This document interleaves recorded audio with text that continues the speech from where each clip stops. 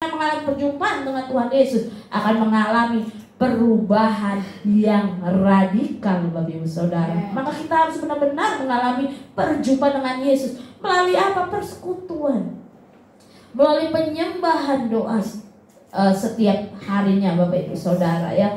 Masih banyak tokoh-tokoh yang ketika mereka mengalami perjumpaan dengan Yesus, mereka mengalami perubahan dan menjadi berkat bagi banyak orang ya. Zakeus bersukacita ketika Tuhan Yesus menyapanya, bahkan mau menumpang di rumahnya. Mungkin hal yang belum pernah dia rasakan sebelumnya ya, karena mungkin dia dijauhi orang, mungkin rasanya kosong walaupun duitnya banyak, dia bisa beli segalanya, tetapi hal yang sukacita ini belum pernah dia rasakan sebelumnya ya. Apa bedanya sukacita dengan senang? Ya, kita lihat di dalam slide 6.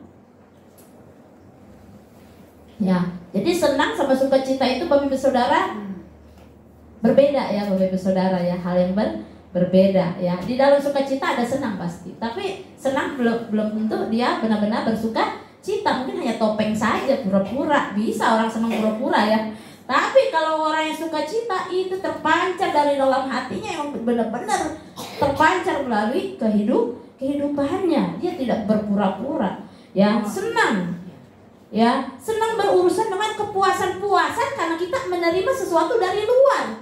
Artinya itu kalau kita dapat berkat kita senang, dapat jodoh senang, ya kan? Dapat jackpot senang, jalan-jalan senang. Jadi ibarat kayak orang yang ibarat disuntik dulu baru dia senang gitu ya, dapat sesuatu dulu baru senang. Nah, itu senang. Ya, jadi dari luar, sumbernya itu dari luar baru dia bisa senang. Terus habis itu bersepet sementara. Kenapa? Kalau putus sedih lagi ya kan misalnya ya. Kalau misalnya berkatnya hilang, lagi seret, sedih lagi ya kan. Baru kemarin dapet THR-nya habis ya, sedih lagi. Aduh, banyak kebutuhan lagi gitu ya, sedih lagi ya kan. Kemudian habis itu tergantung oleh keadaan. Ya, kalau Tuhan berkati saya akan senang. Kalau Tuhan gak berkati, saya gak senang gitu ya. Nah, tergantung keadaan. Tapi kalau misalnya sukacita, itu berurusan dengan sikap hati kita terhadap sebuah keadaan.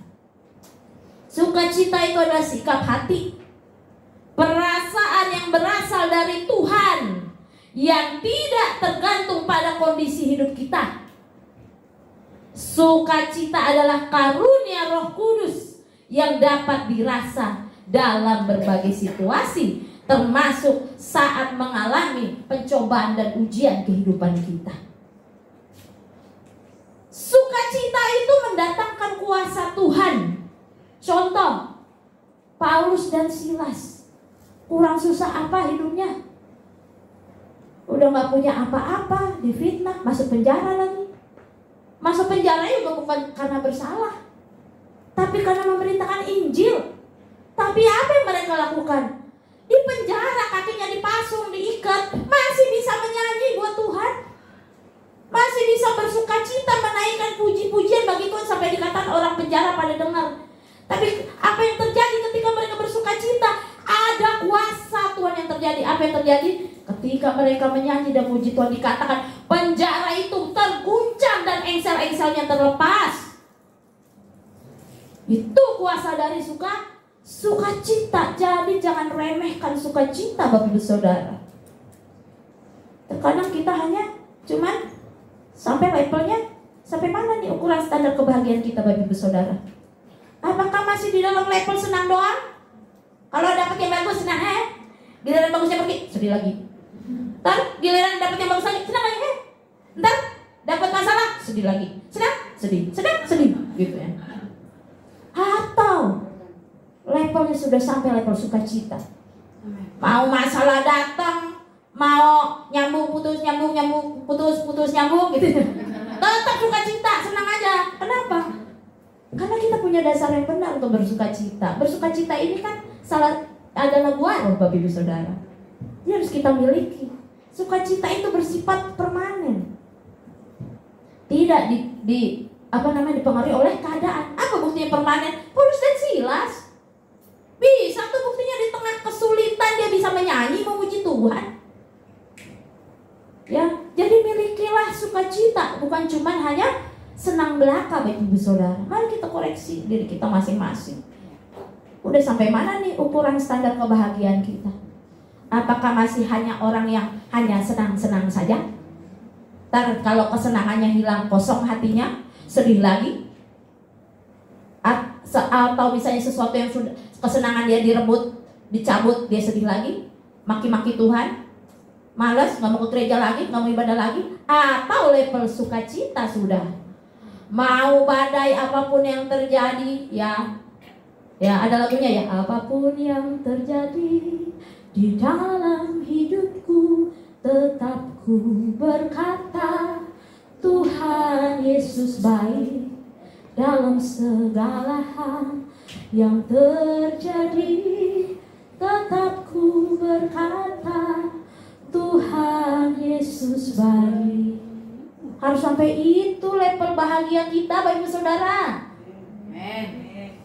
Sekalipun dagingku dan batinku habis lenyap, tetap Allah bagiku, bagianku selama-lamanya. Artinya apa?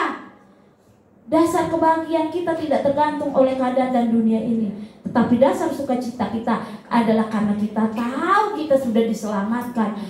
Tuhan Yesus selalu ada sama kita. Harus punya dasar kebahagiaan yang benar Bapak Ibu Saudara. Kalau kita nggak punya dasar kebahagiaan yang benar, kita gampang sekali jatuh, gampang sekali putus asa, bahkan depresi. Kenapa?